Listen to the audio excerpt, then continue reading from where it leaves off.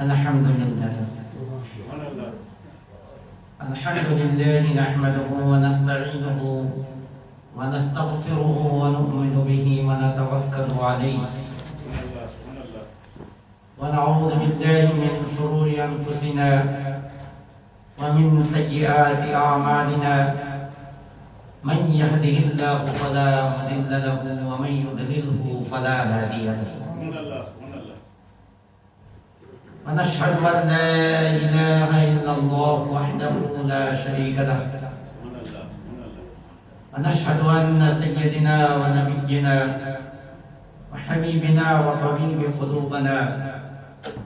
وغوثنا وغياثنا ومعيننا ومولانا وملجانا ومأوانا محمدا عبده ورسوله أرسله بالحق بشيرا ونذيرا أما بعد فأعوذ بالله من الشيطان الرجيم بسم الله الرحمن الرحيم لقد من الله على المؤمنين إذ بعث فيهم رسولا صدق الله وصدق رسوله النبي الأمين الكريم ونحن على ذلك لمن الشاهدين والشاكرين والحمد لله رب العالمین۔ میرے نہایت ہی قابل قدر محترم و مکرم بزرگوں اور نوجوان بھائیوں، السلام علیکم ورحمۃ اللہ وبرکاتہ۔ وعلیکم السلام ورحمۃ اللہ وبرکاتہ۔ خطبہ مسنونہ کی بات چوتھے پارے کی آیہ مبارکہ کا تھوڑا سا حصہ تلاوت کرنے کی سعادت حاصل کی ہے۔ سرکار کی سیرت طیبہ پر گفتگو کرنے سے پہلے آئے ہم اور آپ مل کر سب سے پہلے آقا نامدار مدنی تاجدار آمنہ کے لال گنبد خضرا میں آرام فرمانے والے آقا سرور دو عالم نور مجسم احمد مصطفیٰ محمد مصطفیٰ صلی اللہ علیہ وسلم کی بارگاہ اقدس میں بآواز بلند ہدیہ درود السلام پیش فرمائیں۔ الصلاۃ والسلام علیک یا سیدی یا رسول اللہ، الصلاۃ والسلام علیک یا سیدی یا حبیب اللہ، الصلاۃ والسلام علیک یا سیدی یا رحمۃ للعالمین وعلی آلک واصحابک یا شفیع المذنبین۔ ہر نظر کانپ اٹھے گی محشر کے دن، ہر نظر کانپ اٹھے گی محشر کے دن، خوف سے ہر کلیجہ دہل جائے گا، خوف سے ہر کلیجہ دہل جائے گا، اوڑھ کر کالی کملی وہ آ جائیں گے، اوڑھ کر کالی کملی وہ آ جائیں گے، حشر کا سارا نقشہ بدل جائے گا، حشر کا سارا نقشہ بدل جائے گا۔ فقط اتنا سبب ہے انعقاد بزم محشر کا، فقط اتنا سبب ہے انعقاد بزم محشر کا کہ تمہاری شان محبوبی دکھائی جانے والی ہے۔ کتنی خلد منظر ہے رات بھی مدینے کی، کتنی خلد منظر ہے رات بھی مدینے کی، ایک ذرا اجالا ہے ایک ذرا اندھیرا ہے، میری خوش نصیبی پر رشک آئے رضواں کو، میری خوش نصیبی پر رشک آئے رضواں کو، مصطفیٰ اگر کہہ دے امتی یہ میرا ہے، سبحان اللہ،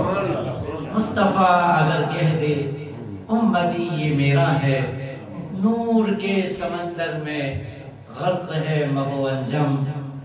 نور کے سمندر میں غرق ہے مغو انجم، جب سے ماہ طیبہ نے چاندنی بکھیرا ہے، قبر میں فرشتوں سے جب نبی نے فرمایا، قبر میں فرشتوں سے جب نبی نے فرمایا جاؤ اس کو سونے دو یہ غلام میرا ہے، جاؤ اس کو سونے دو یہ غلام میرا ہے۔ من علینا ربنا اذ بعث محمدا ایدہ بأیدیہ أيدنا بأحمد أرسله مبشرا أرسله ممجدا صلوا عليه دائما صلوا عليه سرمدا اللهم صل على سيدنا ومولانا محمد مالك الجود والكرم وآله وبارك وسلم صلاة وسلام عليك يا رسول الله صلاة وسلام عليك يا حبيب الله کل کی طرح آج بھی بغیر تمہیدی کلمات کے نبی کریم صلی اللہ علیہ وسلم کی سیرت طیبہ پر جو گفتگو ہم نے کل باقی رکھی تھی وہیں سے ہم گفتگو کو آگے بڑھاتے ہیں. کل آپ سماعت فرما چکے ہیں کہ صاحب ابی طالب کے وہ دکھ اور مصیبتوں والے 3 سال نہ صرف آقا دو عالم صلی اللہ علیہ وسلم نے بلکہ بنی ہاشم اور بنی مطلب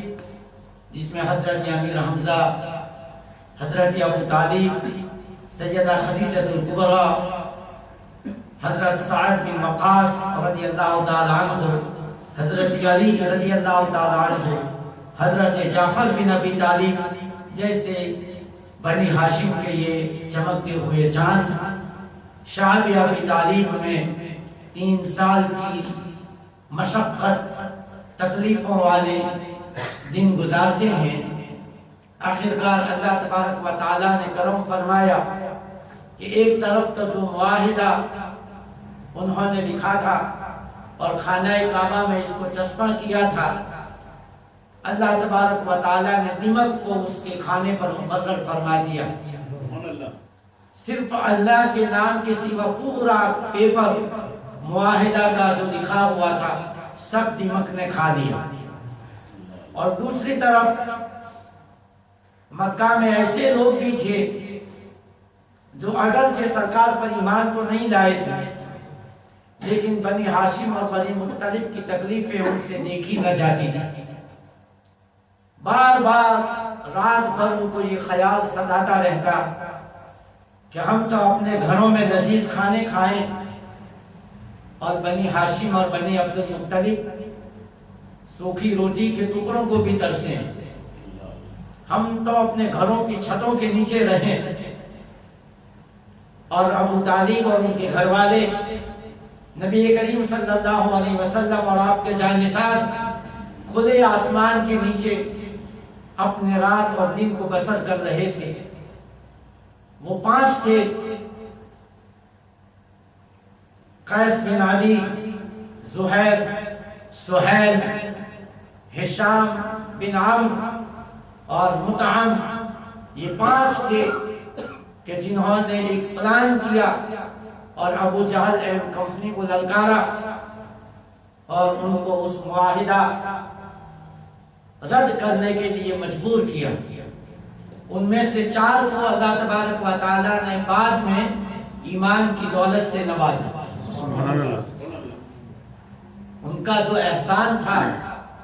بنی ہاشم پر اور عبد المطلب کی اولاد پر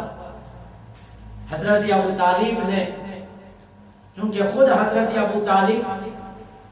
ایک شاعر بھی تھے خود ابو طالب فصیح و زبان عربی میں کلام لکھا کرتے تھے ذہین تھے مکہ کے سرداروں میں ان کا شمار ہوتا تھا خانہ کعبہ کے متولی میں ان کا شمار ہوتا تھا.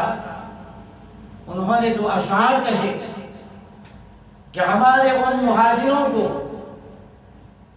اس کا مفہوم یہ ہے کہ ہمارے ان مہاجروں کو جو دریا سمندر عبور کر کے گئے ہیں اس سے مراد جو حبشہ مسلمان ہجرت کر گئے تھے وہ تھے کہ ان کو بھی اطلاع مل چکی ہے کہ دمک نے معاہدے کو پارا پارا کر دیا. ہمارے ان مہاجرین کو یہ اطلاع مل چکی ہے کہ اب معاہدہ ختم ہو چکا ہے اور اللہ تبارک و تعالی جس کو نہیں چاہتا وہ فنا ہو جاتا ہے. بے شک سبحان اللہ. اشعار دیکھیں کہ جس کو اللہ تعالیٰ پسند نہیں کرتا جسے اللہ تعالیٰ چاہتا نہیں وہ فنا ہو جاتا ہے. اللہ قریش کے ان سرداروں کو جزائے خیر عطا فرمائے جنہوں نے مقام ہجوم میں ہماری تائید کی اور ابو جہل کو للکارا۔ آگے لکھتے ہیں کہ انہوں نے رات کے اندھیرے میں جو فیصلہ کیا وہ فیصلہ کیا، پھر اندھیرے میں جا کر کے وہ گھر چلے گئے اور انہوں نے اس حالت میں صبح کی جبکہ وہ اپنے ارادے میں پکے تھے، یعنی رات کی نیند سے جب وہ اٹھے تب بھی ان کے ارادے میں کسی قسم کی کوئی تبدیلی نہیں آئی تھی، جبکہ اور لوگ سو رہے تھے۔ یہ بنی ہاشم اور بنی عبد المطلب پر خیر کا فیصلہ کر رہے تھے۔ یہ اشعار تھے جو ابو طالب نے ان کی شان میں لکھی جنہوں نے یہ کام انجام دیا تھا۔ صحابہ ابی طالب میں نبی کریم صلی اللہ علیہ وسلم اور آپ کے گھر والے ہجری سن 7 میں محصور کیے گئے تھے، اور ہجری سن 5 میں بعثت کے 5ویں سال، یعنی جب سرکار نے اللہ نے نبوت فرمایا تو اس کے 5ویں سال عقائد عالم صلی اللہ علیہ وسلم نے مسلمانوں کو کفار و مشرکین کے ظلم و ستم سے بچانے کے لیے حبشہ کی طرف ہجرت کرنے کی اجازت عطا فرمائی۔ اب حبشہ ایتھیوپیا جس کو آج کہا جاتا ہے، نجاشی حالانکہ اہل کتاب میں سے تھے لیکن ان کی رحم دلی، ان کی سخاوت، ان کا انصاف اہل مکہ خوب اس سے واقف تھے، اور اللہ تبارک و تعالی نے قرآن مجید میں آیت نازل فرمائی کہ تم لوگوں نے ان سے، یعنی جو بتوں کی پوجا کرتے تھے، ان سے علیحدگی اختیار کی ہے۔ اللہ تبارک و تعالی کی زمین بہت وسیع ہے، ان قریب پروردگار عالم تمہیں ایسی جگہ پناہ عطا فرمائے گا جہاں تم امن و عافیت کے ساتھ زندگی گزارو گے۔ اشارہ اللہ تعالیٰ نے قرآن مجید میں دے دیا تھا، اور پھر سورہ زمر کی آیت نازل ہوئی، للذین احسنوا فی ہذہ الدنیا حسنہ، یہ دنیا اور اس کی نعمتیں، للذین احسنوا فی ہذہ الدنیا حسنہ،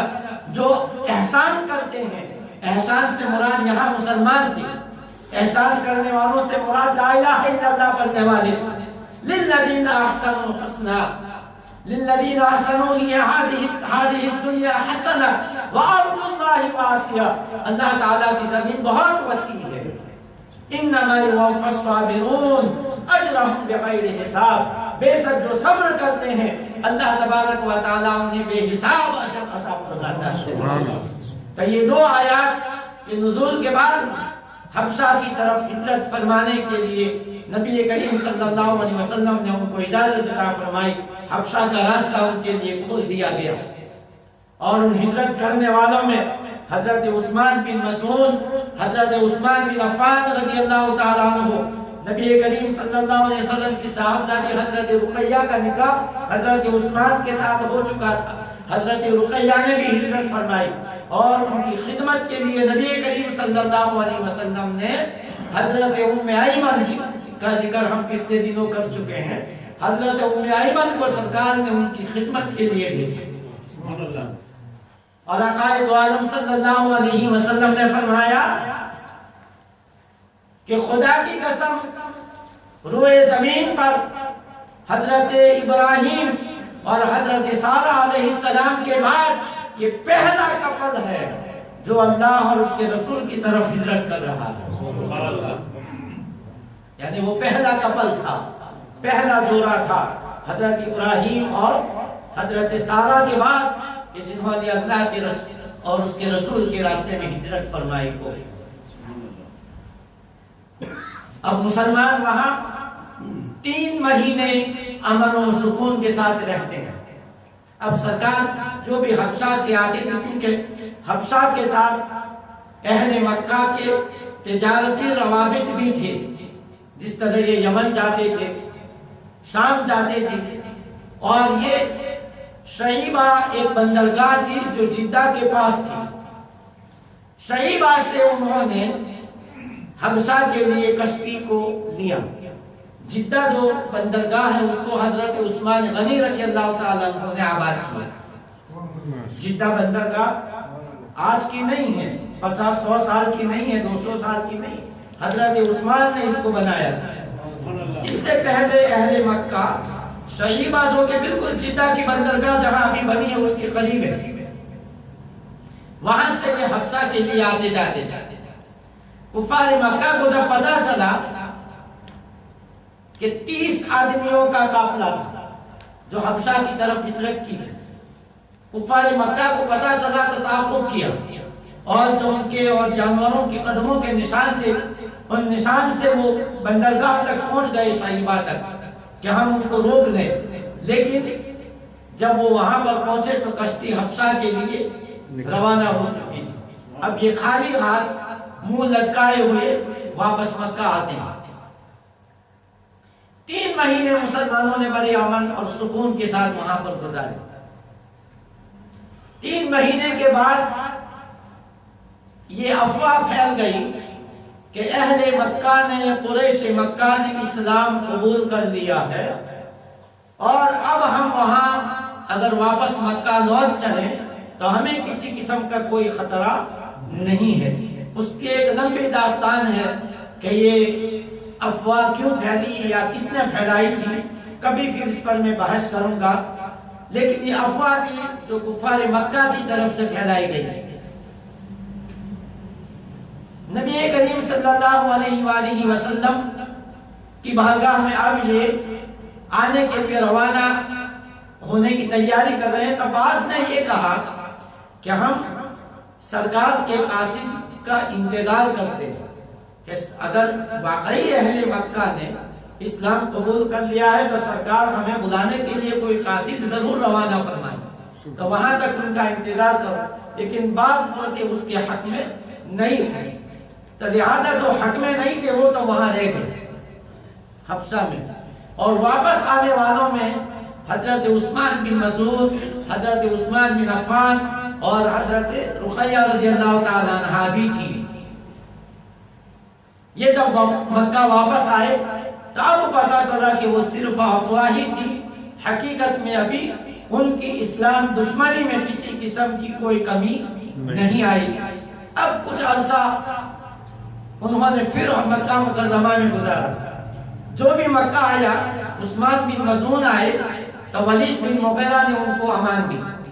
کہ بھئی تمہیں کوئی کسی قسم کی اذیت نہیں پہنچائے گا۔ اسی طرح سے دوسرے صحابہ تھے تو ان کو کوئی نہ کوئی پناہ دینے والا، امن دینے والا مل گئے۔ صرف ایک تھے حضرت عبداللہ ابن مسعود رضی اللہ تعالیٰ عنہ، ان کو کسی نے امان نہ دی۔ حضرت عبداللہ بن مسعود کے لیے کوئی امان دینے والا نہ ملا یا کسی نے امان نہ دی۔ اب جن کو امان مل گئی تھی وہ تو ظاہر ہے کہ اہل مکہ ان سے تو کچھ نہیں کہتے، لیکن مسلمان تھے جن کو امان حاصل نہ تھی، یا تو حبشہ نہ گئے تھے، مکہ ہی میں رہ گئے تھے، کفار رات دن ان پر ظلم ستم کے پہاڑ توڑتے۔ حضرت بلال رضی اللہ تعالیٰ عنہ، حضرت خباب بن عارت رضی اللہ تعالیٰ عنہ، حضرت عمار بن یاسر رضی اللہ تعالیٰ عنہ، ان کی والدہ جو کہ اسلام کی پہلی شہیدہ ہے، اللہ کی راہ میں سب سے پہلی شہیدہ، سب سے پہلا خون جس کا بہایا گیا وہ حضرت عمار بن یاسر کی والدہ تھی، ایک خاتون تھی۔ ابو جہل نے ان کے سینے میں برچھی ماری تھی۔ جب ان کو آگ میں لٹایا جاتا، نبی کریم صلی اللہ علیہ وسلم وہاں سے گزرتے تو فرماتے کہ اے آل عمار، اے آل یاسر، صبر کرو کہ اللہ تبارک و تعالیٰ تمہارے صبر کا بدلہ تمہیں عطا فرمائے گا۔ کہ سوائے سرکار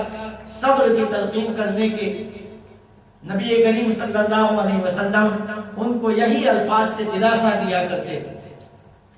حضرت عثمان بن مظعون رضی اللہ تعالیٰ عنہ کو ولید بن مغیرہ نے پناہ دی تھی، جب دیکھتے کہ میرے دوسرے بھائیوں کو ستایا جا رہا ہے، خباب بن عرد کو دیکھا، حضرت بلال کو دیکھا، دوسرے صحابہ کرام کو دیکھا، حضرت عثمان غنی رضی اللہ تعالیٰ ان کا چچا حکم بن عاص یہ خود جو ہے اپنے بھتیجے حضرت عثمان کو ستاتا تھا، تو ان کی غیرت نے گوارا نہ کیا، وہ ولید بن مغیرہ کے پاس گئے اور کہنے لگے دیکھو ایک ضمیر ہے مسلمان کا، سرکار نے فرمایا ہے نا کہ مسلمان ایک عمل کی طرح ہے، ایک جسم کی مانند ہے کہ جسم میں اگر کسی ایک جگہ پر تکلیف ہوتی ہو تو پورا جسم بے چین اور بے قرار ہوتا ہے، سر میں اگر درد ہے تو آنکھیں سوتی نہیں، دل کو قرار نہیں آتا، سر میں اگر درد ہے تو پاؤں یہ نہیں کہتا کہ یہ تیرا پرابلم ہے، آنکھیں یہ نہیں کہتی کہ یہ میرا پرابلم نہیں ہے۔ مسلمان ایک جسم کی مانند ہے، ایک مسلمان کو اگر کسی جگہ پہ تکلیف ہوتی ہے دوسرے دنیا کے سارے مسلمانوں کو اس کی تکلیف سے تکلیف ہونی چاہیے، تب جا کر اس کو مسلمان کہتے ہیں۔ فرمایا کہ ولید تو نے مجھے پناہ دی، تیرا بہت بہت شکریہ، میں تیری امان تجھے واپس دینے کے لیے آیا۔ کہنے لگا کیا ہوا، تمہیں کسی نے کچھ کہا ہے، کچھ ستایا ہے؟ فرمایا کہ نہیں، بس کسی نے مجھے نہیں ستایا، کسی نے مجھے کچھ نہیں کہا، میں تیری امان مجھے لوٹاتا ہوں۔ پھر خانہ کعبہ میں تشریف لے گئے اور بآواز بلند کہا کہ اے لوگوں، ولید بن مغیرہ نے مجھے پناہ دی تھی، میں نے اس کی پناہ کو خوب انجوائے کیا، میں نے اس کو پناہ دینے میں کسی قسم کی کمی نہیں دیکھی، اس نے کبھی وعدہ کے خلاف نہیں کیا، اس نے بہت اچھا کام کیا، لیکن اب میں یہ چاہتا ہوں کہ میں اس کی امان اسے لوٹا دوں۔ جب اعلان ہو چکا تھا اب کفار مکہ کے لیے حضرت عثمان بن مظعون کو ستانے کے لیے دروازہ کھل گیا، ایک کافر کے ساتھ ان کی وہیں پر تو میں ہو گئی، لڑائی جھگڑا ہوا، اور اس نے حضرت عثمان کے چہرے پر ایسا تماچا مارا جس سے آپ کی آنکھ پر لگا اور آنکھ سوج گئی۔ آنکھ جب سوج گئی تو ولید بن مغیرہ نے کہا کہ دیکھو یہ عثمان، اگر تم نے ہماری امان واپس نہ لوٹائی ہوتی تو آج تمہارا یہ حشر نہ ہوتا، اگر تم چاہو تو میں ابھی بھی تمہیں امان دے سکتا ہوں۔ آپ نے فرمایا کہ میری آنکھ اسی دن کا انتظار کر رہی تھی کہ اسی اللہ کی راہ میں تھپڑ لگے، اللہ کی راہ میں میرے چہرے پر تھپڑ لگے، میرے جسم کو تکلیفیں پہنچائی جائے، مجھے اذیتیں پہنچائی جائے، میں اس بات کا انتظار کر رہا تھا۔ یہ تھا ان کا ایمان۔ اب سرکار نے پھر کچھ عرصے کے بعد دوبارہ مسلمانوں کو حبشہ کی طرف ہجرت کرنے کا حکم فرمایا اور اجازت عطا فرمائی۔ حضرت عثمان غنی حضرت رقیہ کو لے کر دوبارہ ہجرت فرماتے ہیں۔ حضرت عثمان نے جاتے ہوئے کہا کہ یا رسول اللہ صلی اللہ علیہ وسلم، ہم یہ دوسری مرتبہ حبشہ کی طرف جا رہے ہیں، لیکن ہمیں افسوس ہے کہ آپ کی معیت ہمارے ساتھ نہیں، آپ ہمارے ساتھ نہیں تشریف لے چلے۔ سرکار نے فرمایا کہ عثمان افسوس نہ کرو، تمہاری یہ ہجرت اللہ کی طرف ہی نہیں بلکہ اللہ اور اس کے رسول کی طرف ہے۔ سبحان اللہ۔ کچھ ہی عرصے کے بعد تم ہماری طرف سے کوئی خبر سنو گے۔ حضرت عثمان غنی رضی اللہ تعالیٰ عنہ کے جانے کے بعد سرکار ان کی خبر اور مسلمانوں کی خبر حبشہ سے آنے والوں سے پوچھتے رہتے تھے۔ ایک مرتبہ ایک شخص حبشہ سے آیا اور کہا کہ تم نے عثمان کو دیکھا ہے؟ کہا کہ ہاں یا رسول اللہ صلی اللہ علیہ وسلم، میں نے عثمان کو اس حالت میں دیکھا کہ رقیہ خچر پر سوار تھی، حبشہ کی گلیوں سے، حبشہ کے بازار سے گزر رہی تھی، حبشہ کے بازار میں نے دیکھا کہ رقیہ سواری پر سوار ہے اور عثمان نے خچر کی نکیل کو پکڑے ہوئے ہیں۔ تو سرکار اپنی بیٹی کی خبر اور دوسرے مسلمانوں کی خبر پوچھا کرتے تھے۔ اب کفار مکہ، چونکہ مکہ تقریباً مسلمانوں سے خالی ہو چکا تھا، جو تھے ان کو امان ملی ہوئی تھی، کچھ تھے جن کو امان نہ ملی تھی، حضرت بلال رضی اللہ تعالیٰ عنہ جیسے تھے، حضرت عمار بن یاسر جیسے تھے۔ تو اب کفار مکہ نے عمرو بن عاص اور عبداللہ بن عامر یہ دو شخصوں کو تیار کیا۔ یہ دو ایسے تھے کہ جو بادشاہوں کے دربار میں جایا کرتے تھے،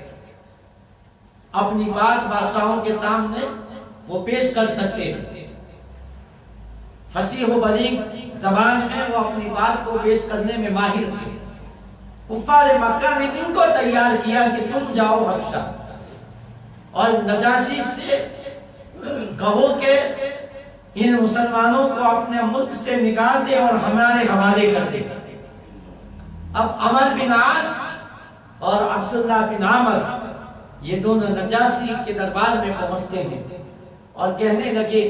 کہ ہمارے کچھ بھائی آپ کے ملک میں آ گئے ہیں۔ نجاشی نے کہا کہ ہاں ہمیں علم ہے،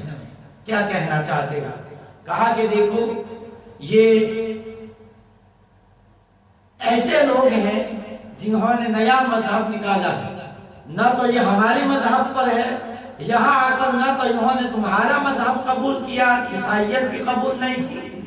یہ تمہارے مذہب والوں کو بھی بہلا کر پھسلا کر گمراہ کر دے گا اور اپنے آباء و اجداد کے دین سے ہٹا دے گا۔ لہذا ہم کفار مکہ قریش کی طرف سے آئے ہیں کہ ہم ان کو واپس اپنے ملک لے جائیں۔ نجاشی نے کہا کہ تمہاری بات تو میں نے سن لی ہے، اب ذرا ان کی بات بھی میں سنوں، بعد میں پھر فیصلہ کریں گا۔ اور نبی کریم صلی اللہ علیہ وسلم کے چچا زاد بھائی حضرت جعفر بن ابی طالب حضرت علی کے بھائی بھی تشریف لے گئے تھے، ان کی معیت میں مسلمان کا وفد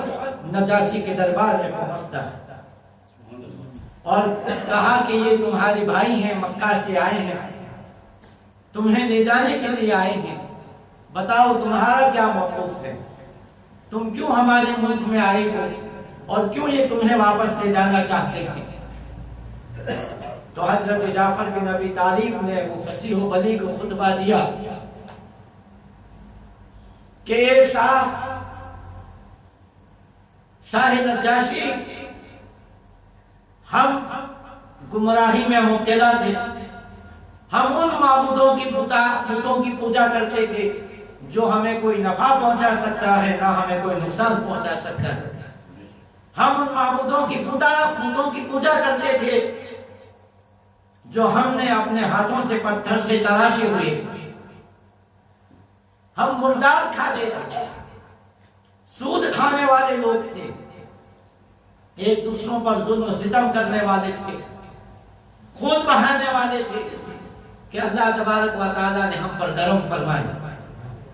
اور ایک نبی کو ہمارے درمیان ہمارے ہی خاندان سے مبعوث فرمائے جو ہمیں یہ تعلیم دیتے ہیں کہ پڑوسیوں کے حق کو پہچانو، جو ہمیں تعلیم دیتے ہیں کہ مہمانوں کی مہمان نوازی کرو، جو ہمیں تعلیم دیتے ہیں کہ اللہ اور اس کے رسول کے بعد تمہارے والدین کا حق ہے، جو ہمیں بتوں کی پوجا سے بچاتے ہیں اور ایک اللہ وحدہ لا شریک کی عبادت کی ہمیں دعوت دیتے ہیں، جنہوں نے ہمیں لا الہ الا اللہ پڑھا کر اللہ کی نظروں میں مکرم بنا دیا، عزت والا بنا دیا ہے۔ نجاشی نے پوچھا